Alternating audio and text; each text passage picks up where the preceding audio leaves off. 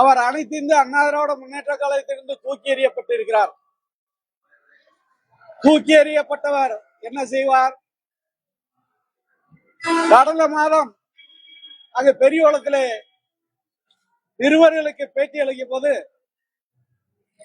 என் அண்ணன் எடப்பாடி அவர்களும் என் அண்ணன் டிடிவி அவர்களும் ஒன்று சேர்ந்து என்னையும் இந்த இயக்கத்தில் இணைத்துக் கொண்டு புரட்சி தலைவி அம்மாவின் ஆட்சியை கொண்டு வருவோம், அதற்கு அண்ணன் டிடிவி அவர்கள் வழிவகுப்பார்கள் என்று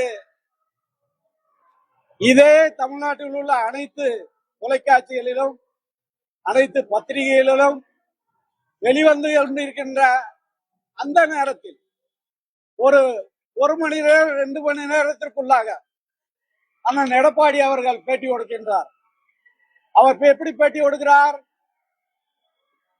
ஓபிஎஸ் அவர்களுக்கு இங்கே இடமில்லை, அது முடிந்து போன கதை, எனவே அவரை பற்றி பேசாதீர்கள் என்று அண்ணன் ஓபிஎஸ் அவர்கள் பேட்டி கொடுத்த கன நேரத்திலேயே சுவற்றில் அடித்த பந்து திரும்பி வருவதை போல எடப்பாடி பழனிசாமி பேட்டியை கொடுத்து அண்ணன் ஓபிஎஸ் அவர்களை விரக்தியடைய செய்திருக்கிறார். அப்படிப்பட்ட சூழ்நிலையில் அண்ணன் டிடிவி அவர்கள் ஒரு பேட்டி அளித்திருக்கிறார். அந்த பேட்டியில் தவறான கருத்துக்களை சொல்லி இருக்கிறார். அவர் அண்ணன் டிடிவி அவர்கள் ஒரு மிகப்பெரிய புரட்சி தலைவி அம்மா காலத்திலும் சரி, அதற்கு பின்னால் இருந்த அரசியல் சூழ்நிலையிலும் முதல்வர்களை உருவாக்கிய இடத்தில் இருந்தவர். அண்ணன் ஓபிஎஸ்ஐ முதல்வர் ஆக்குவதற்கு உறுதுணையாக இருந்தவர் அண்ணன் டிடிவி அவர்கள். அதற்கு பின்னால் அண்ணன் எடப்பாடி பழனிசாமியை முதல்வர் ஆக்குவதற்கு உறுதுணையாக இருந்தவர் அண்ணன் டிடிவி அவர்கள்.